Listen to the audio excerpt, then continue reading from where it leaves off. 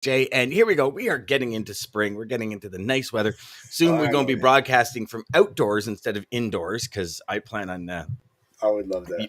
living down. every moment I'm down outside in the summer. But we don't be spitting that all over the computer. We're gonna have a little catastrophe going here in the morning. But Monday Mayhem, where we Yes, pick sir. the topic live, and I love Mondays because spontaneity and picking the Start of topic the live week. is just so Let's friggin' get it cool. going. It's start of the week, There start she of all is. the new opportunities, and today is going to be awesome. I've got about 15 new topics in here, so I'm wondering if we're going to pick one. Oh, To the HPLS podcast. Live, relevant, and high performance information, conversations, and education weekly.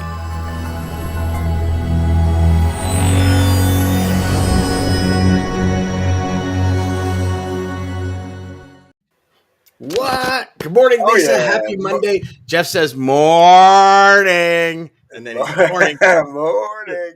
Yeah, he started off not yelling, then he started yelling at us. Good morning, 5SK. We got 5SK in the house. Not sure who that is, but good morning to you, my friend. Good morning. All right. So, DJ, Let's do it. This weekend, I sat down and I started just reviewing a lot of notes, a lot of conversations with students, with colleagues, with friends. So I threw about probably 15 to 17 new topics in here. All right. So, I'm excited. Part of me says we should probably just take the new topics, but I've already mixed them in, so it's kind of like a Rubik's Cube. And even though Mark Ridley, figured out the Rubik's Cube on his Turks and Caicos holiday, I'm not about to figure it out. But what we're going to do is if y'all have been watching for a while, DJ's very hesitant on saying stop when it comes to Monday Mayhem. Yeah. And what? You are? I usually am, but I was going to actually do it early this time. Okay, because I was going to say I'm going to do it like this. So I was going to say, I'm going to speed it up for y'all because DJ, it's hilarious because every time we do it, you're like, and in my head, I'm going, is he going to fucking pick something already? Like, all right. Are you ready? Right, let's do it. All right. Stop right there. All right. Oh, Operation Audibles. Oh. And I don't see that we've done this. We have not. Okay. So this is actually a really good one. Because, we talk a lot about sales on the show, whereas operations, that's a really big part of keeping clients. Sales bring in the clients, ops keeps the clients. Yes. And so Operations Audible. So here's a couple of things. I wrote down 4 different things, right? So me when it comes to audibles, the first 3 questions, doing right, doing wrong, what can we improve on? Yes, sir. Those to me are probably the top 3 questions in any category, any department that you can ask to at least get a baseline, right? Like, where are we at? So operations, as a sales team, or as a salesperson, ask your ops, like, what am I doing right?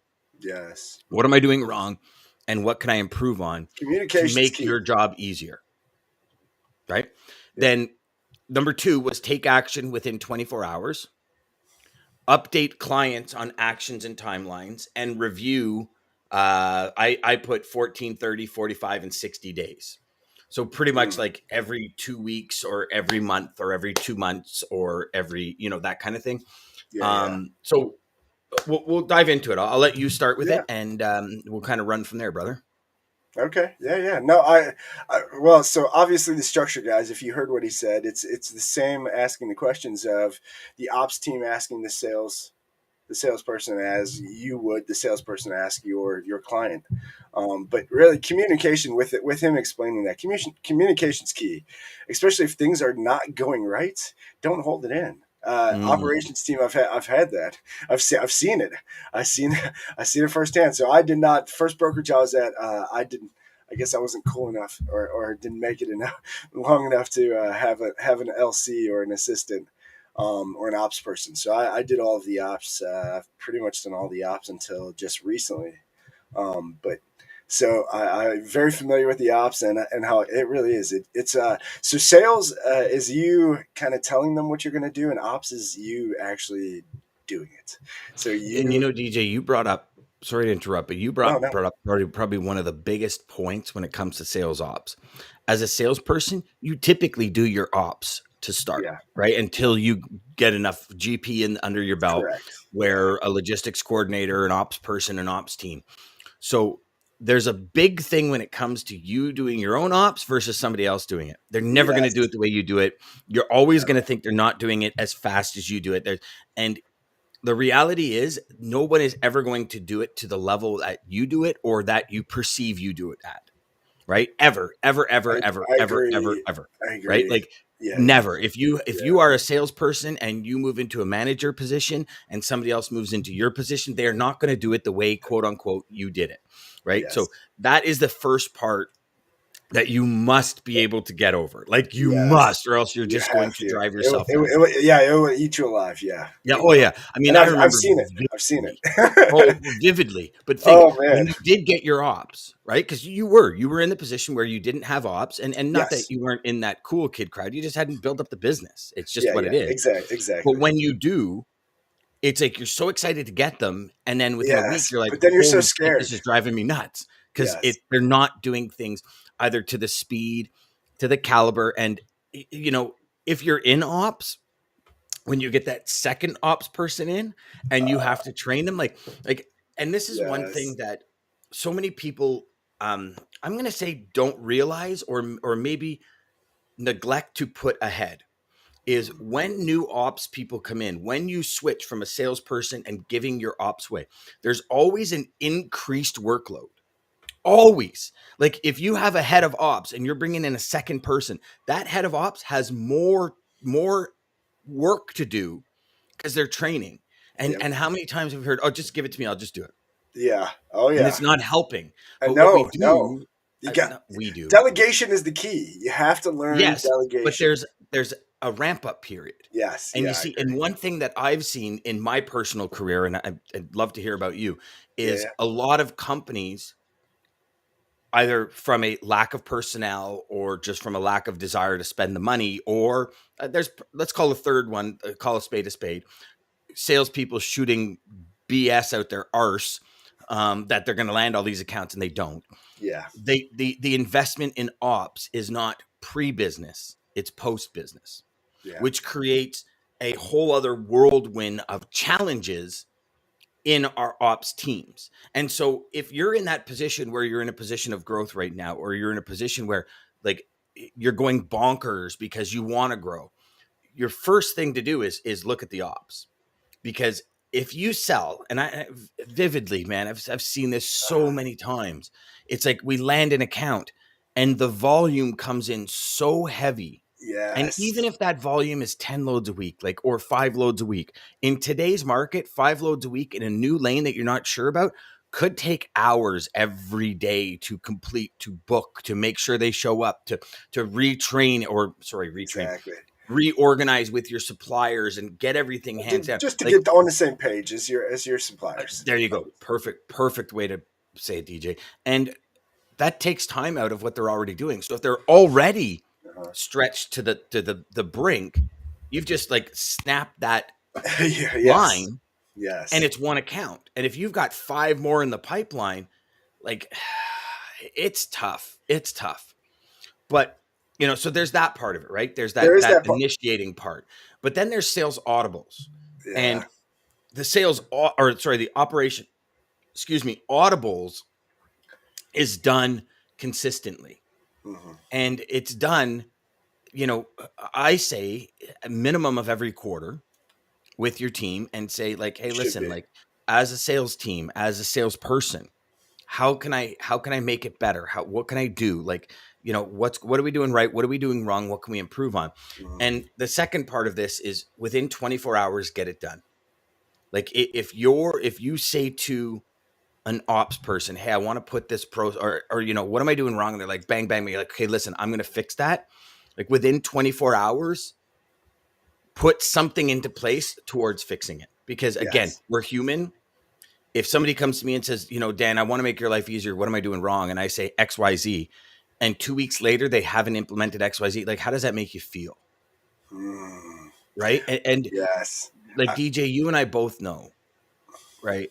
When the ops team's not happy, when there's frustration, customers feel it. And there's a flip side to it. When we as salespeople our ops team are not performing, customers hear it. They hear it in our voice. They hear it in our confidence. And we're literally an ecosystem. And I think that's, when I realized that I, sales and ops I are an love that you said it that ecosystem. way. Well, Yeah, yeah, we are, brother, because we we really can't are. live without the other, right? Yeah, Like in sales, you can't keep a customer without ops. And I'm sorry, that's ops, you can't bring in business without sales because you would never have business to start with. And it's a two-way street.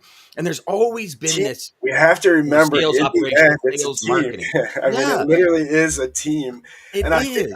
I think that was the hardest part about the first brokerage. Again, so guys, different brokerages I've been at, but the first brokerage, any broker that didn't make it as a broker, basically, couldn't land the accounts, but still wanted to learn. They became what they called an LC, or logistics coordinator.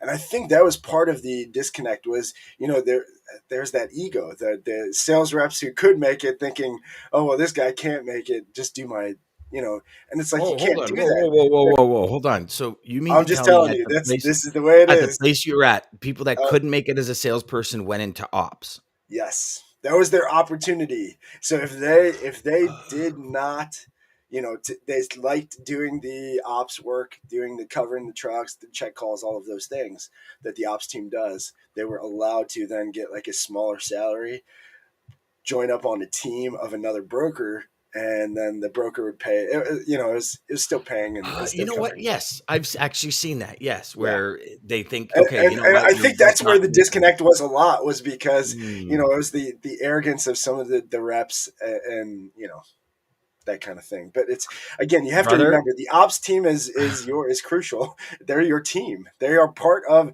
They're what makes your customer happy in the end. Mm. You got to And, make them and let's happy. face it, some salespeople are really tough to get along with. Right? Yes. Some ops, I mean, just sorry, people in general, some people are just really tough to get along with. Ops people are Yes. tough to get along with. Sales people are tough to get along with. My first ops team, my whole approach, and I'm so sorry that I did this to you for years, was, are you my ops? Yeah, then fucking get it done. And I Oh blocked shit. them.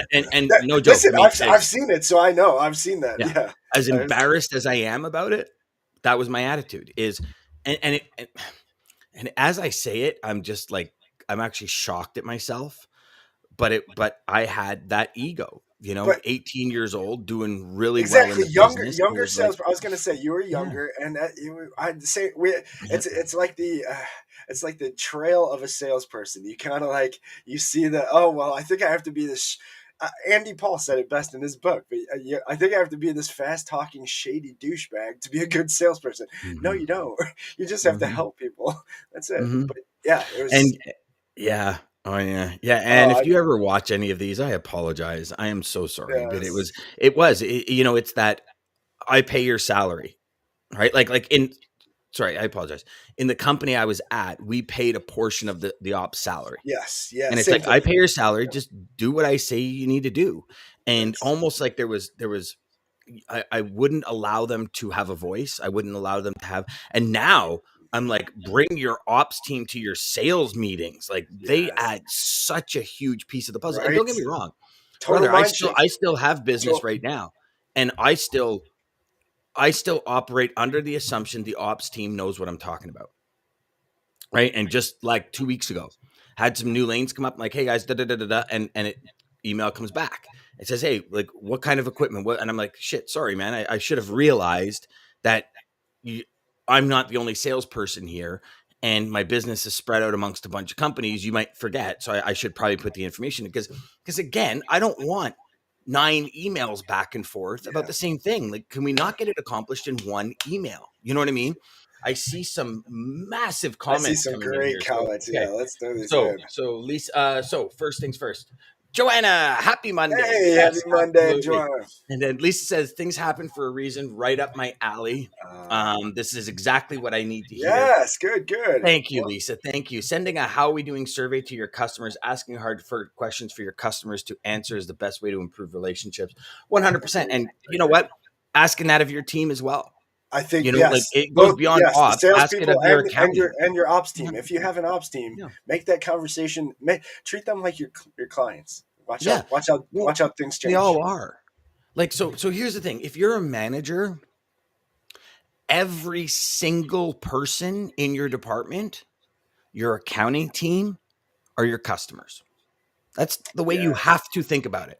And if you're an owner, everyone is your customers, your salespeople, your ops people, your invoicing, your office staff, your receptionist. They're all your customers. They're not just a friggin' receptionist. They're your customers. And if you lose sight of that, you're losing.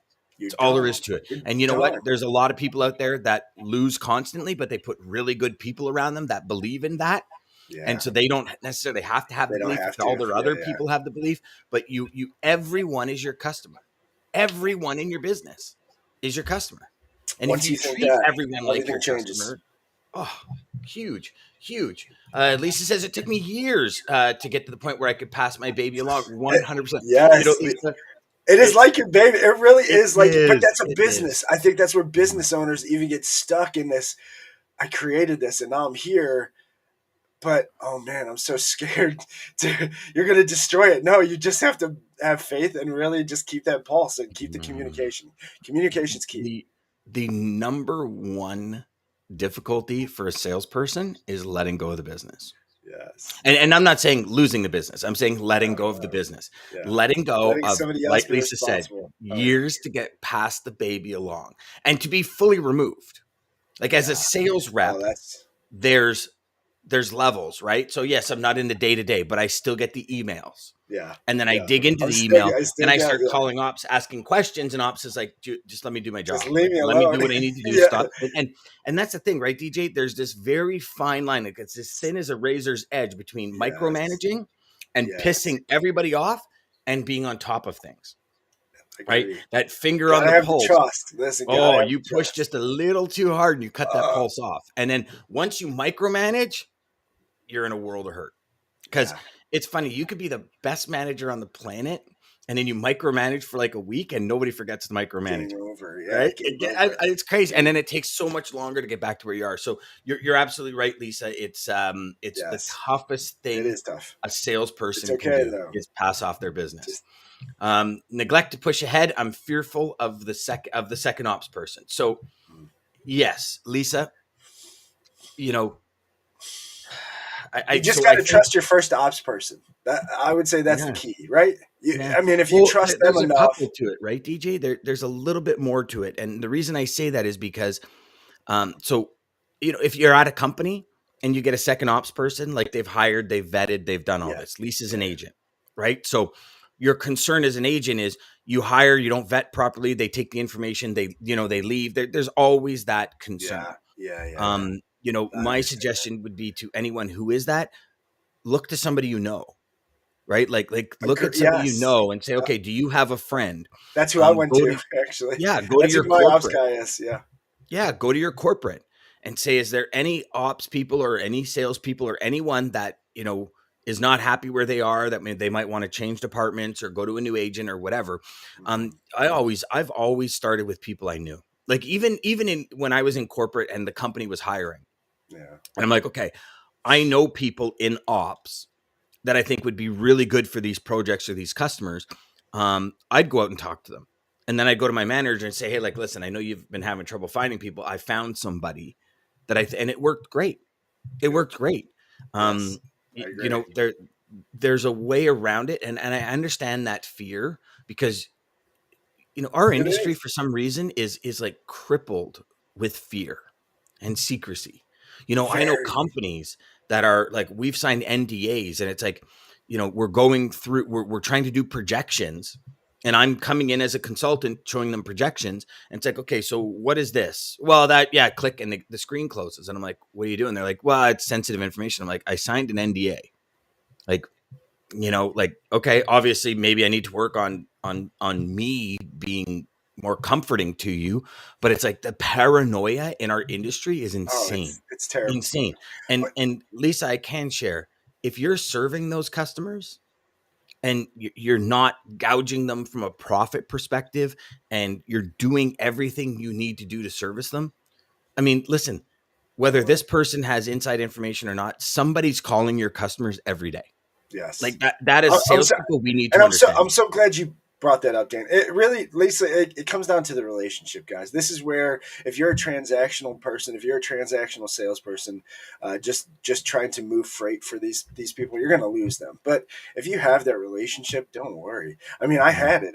I've been to, I think, 4 or 5 different brokerages, and I could tell you the second brokerage that I was with signed all the fancy paperwork of not going after, but ended up leaving them. And literally, part of it was not going after they won't go after my customers. I won't go after theirs within a year. And my customer's like, hey, dude, they're already calling me. I'm like, whatever, it is. Yeah. But I mean, but it's the relationship. That's the industry, unfortunately. Yeah, it is the industry, unfortunately. Right? 100%. And listen, there's going to be that fear, Lisa. There's going to be that fear. But you also need to stand at the edge of uncertainty, take a breath and jump.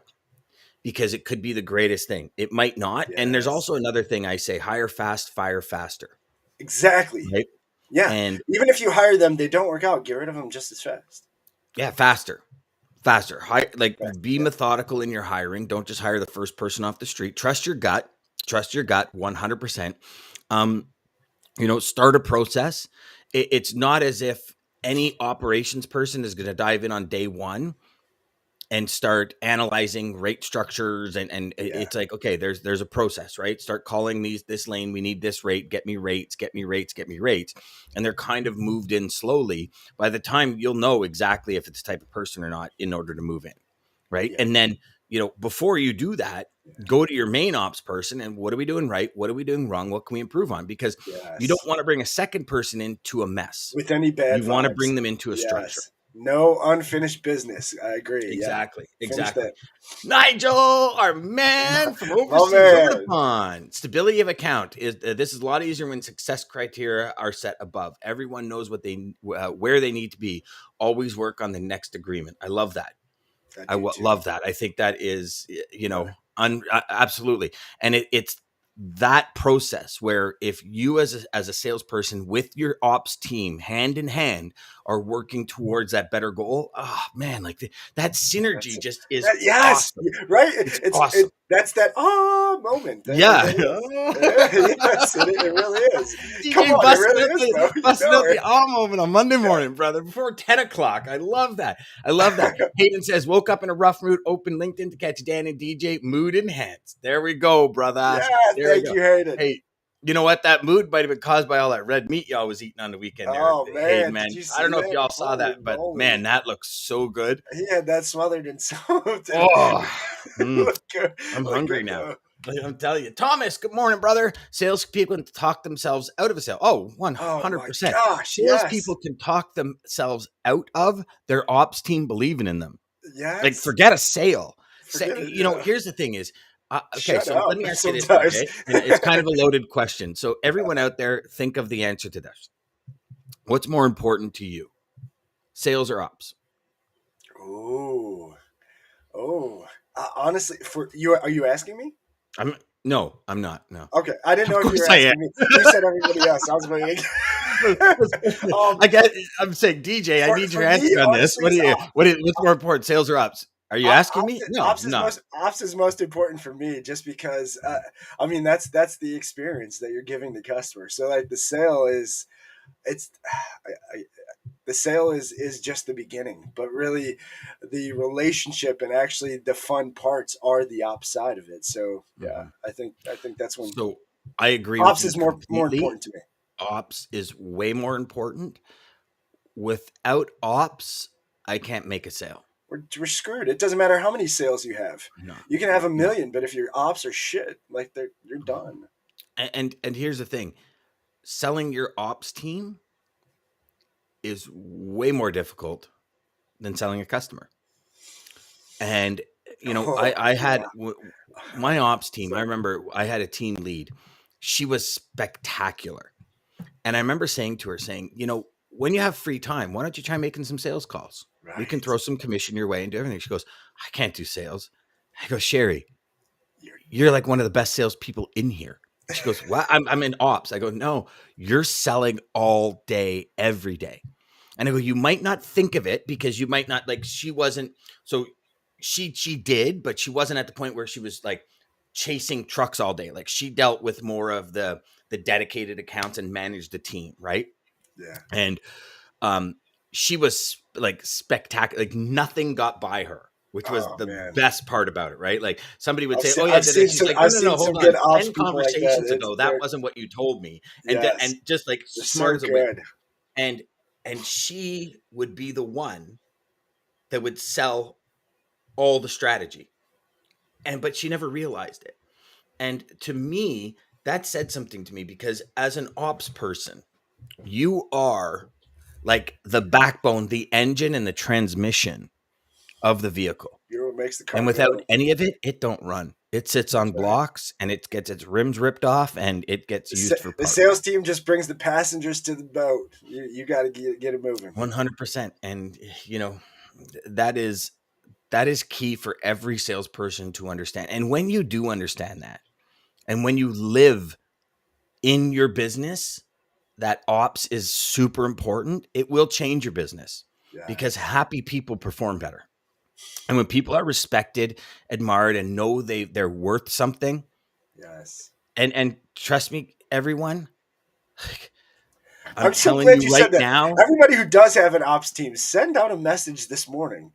Thank them. Thank them for what they do. Get on the same page, but just thank them and watch how different this week is. Because I guarantee you walk into any company, most of the ops are unappreciated. Guaranteed. And you might, people might think, oh, other company, it's not. It's like, it's, I don't know. And again, I know I'm, walk into almost any company. That's a very broad and probably screwed up statement, but I believe it to be true. Let me rephrase that then, DJ. In my opinion. That's right. In my opinion. Have that. No. Yes, 100%.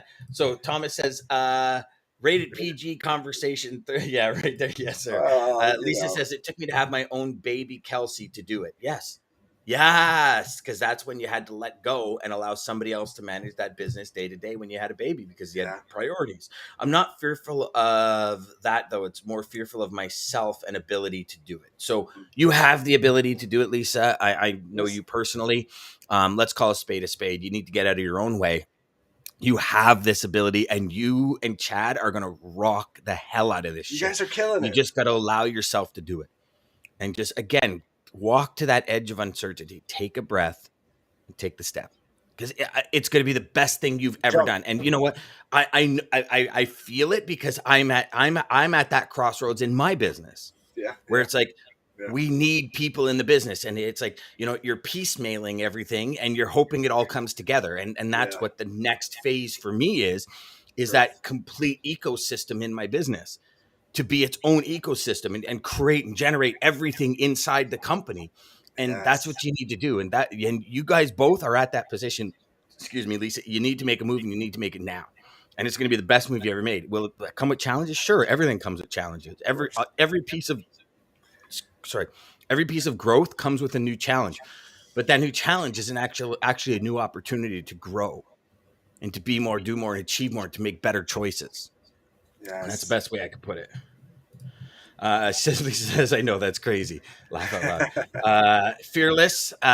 Yes. Like I said, this week, 100%. Be fearless. Yes. Cleaned up business. Perfect. Nigel, I can go home. I made DJ and Dan sing. Yes. There it is again. If there is not solid ops, then you can't sell confidently. 100%.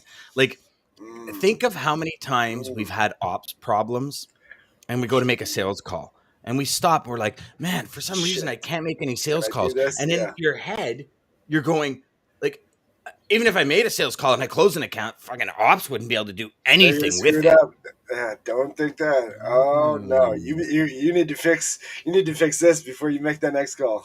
And anything you do in this industry, you must bring an S and OP into the mix when dealing with a customer. I have proved it. It minimizes issues and maximizes relationships. Standard operating procedures, they're key. I mean, you know what? Like, your standard operating procedures is pretty much your sales calls amalgamated into one, right? Like, if you're going through your sales and you're going through your processes and your sales calls, you understand what the customer needs when, because it's part of how you rate the customer. The customer needs updates every 2 hours. That rate's going to be higher than somebody who needs a rate every second day, or an update every second day, right? Because now you have to employ somebody to update every 2 hours. So all the way through that sales process, if you document everything accordingly, you've got a standard operating procedure for this customer, right? You amalgamate that with your standard operating procedures in your company. Now you've got an SOP for your customer. And they're mandatory because, like Jeff said, you want to minimize issues. You bring a new ops person into play. Now you have SOPs for your customers. Now there's zero downtime, because if they're not sure of something and your lead is like on the phone or something, they just pull out the SOPs. Oh, this is what I got to do. Okay, let's go. And there's always that reference guide, right? Always. And whether nice to have a map. It's nice to have a map. Yeah, whether that be on like a Google shared drive, or, a Dropbox drive or something. Because if you're not necessarily in the same office, like we used to have binders, SOP binders. And anytime a new ops would come in, it was like, okay, here's the training. And they'd already been trained by the company, but here's your training for client specific. And if there's any questions, you just reference it right here. And they pull it out. Okay, perfect. And it allowed for a smoother process. Right. And a lot of the times, this is where a lot of the confusion and frustration comes in, because a lot of our ops team, it's all up here. It's never on paper. So when it's up here, it's easy. But when you just know what to do as opposed to explain, by the time you explain it, you could already do it. And that's where, like, I think anything in life for us, like I know myself included, it's like, okay, how do I do chemicals in the hot tub? And it's like, I'll just do it because it's easier for me to do it than explain it to you and have to explain it to you 4 or 5 times, because there's like chemicals in a hot tub is a very technical thing. And it took me, an entire summer to learn it. And then almost like 5 summers to refresh myself on it. So internally, until I stop and say, okay, what is the long game? And I guess this is the question for all you salespeople is, what is the long game? And if the long game is you don't want to do ops, then you got to do everything in your power now to take that time to train everybody to be mirror images of yourself, because that's what the customer is expecting. Right. So for me, when it came to that hot tub thing, it's like, okay, I'm going to take the time and train every week my son, my wife on the chemicals and what needs to be done. Because if I'm out doing something else, at least that gets done. At least it's getting done. And that's, I think, the bigger picture, right, DJ, is we can't live in the now. It's like, okay, we're going to hire an ops team. What do I want a year from now? Yeah. Where do I want to be 3 months from now? Yep. And if it's not in that ops, do yourself a favor and take an hour a day and help them get up to speed faster. So then you can move 10 times faster on the back end. Right. And it's frustrating sometimes, man. Is it ever? Oh yeah. But I think you're missing a big opportunity in your business if you don't do it. Right. Agreed. Jeff says, now that's no, Dan, that's sales and ops. What he's talking about. Oh, okay. SOPs are very important too. Oh, sales and I thought Jeff was talking about SOPs. He's talking about sales and ops into the mix. I love that. Sorry, Jeff. I just figured when you were typing, you hit the and sign by mistake. Lisa says, fitting this into my schedule today. Thank the team. Yeah, that's huge. Huge. I'm telling you. Huge. Watch what happens. All right, guys. All right. But hey, we got a good week, Dan. Oh, man, this is going to be a fun week. Oh, this week is tomorrow. Rico Rakoski, our main man in choice. Rico, have you read the book yet? Did you read it yet? Love it. Thank you, Rico. Oh, yes. Yeah. Oh, man. Yeah. Rico's visuals are crazy. How we do them. Yes. And Rico, thank you. You are the man. I can't wait to talk to you tomorrow. But did you also see? So, did you get? These are probably some of my most favorite things. So DJ or Rico, when he sent DJ and I books, he's got just 2 choices. And I actually have, so it's funny because I have one of these in my pocket all the time. And it actually, this wears off, and I actually draw with Sharpie a sad face and a happy face. And so what this is meant to be is a symbol. And again, join us tomorrow, because Rico is the champ. Change your life. And he talks about just 2 choices. So in any given moment, every second of every day, we have choices. We only have 2. And some people say, no, you got more. And he goes, no, you only have 2. No. See, before you can decide what dessert you want, you have to decide if you want dessert or not. Now, once you want dessert or not, now you decide if you want cold or warm. Then you decide if you want chocolate or, sweet or salty. Exactly. Then, and our brain actually it's zeros and ones. Everything okay. And here's the crazy thing. You know what we're doing right now is all a series of zeros and ones. Yep. That is code. Everything we do is a series of zeros and ones. So these little things for me, I mean, I love these things. I love it, especially if I get that gut feeling. Now, thank you, Rico. If I get that feeling of like, oh, I don't like this, I'll just pull that thing out. I keep it in my pocket too, and I'll pull that. Well, I could either be mad or happy. I could be So, yes, super exciting. I can't wait. It's going to be a great so we got Rico tomorrow. We got Dean, of course, Wednesday. We got Thursday. We got. Hold on. We got Dean and Ken. Is Ken? Oh my gosh. We got the Forceman on Wednesday. It's going to be a killer show Wednesday. Live. And then aren't we Andrea Waltz on Thursday? Yeah, Andrea Waltz is from Go for No. Oh, man. And then we got Wins and Losses Friday. We should actually see if Mark's around to come back for a second Wins and Losses Friday, because then they would make this week cool.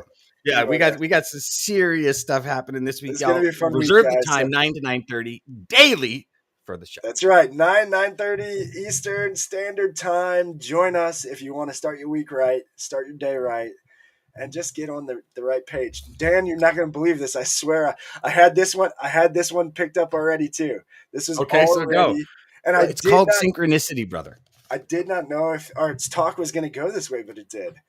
I love this, by the way. So obviously, Tom Brady, the GOAT, he is amazing. He proved he maybe doesn't need Bill Belichick, but I think his ideas is what molded Tom Brady into the amazing quarterback he is and the GOAT.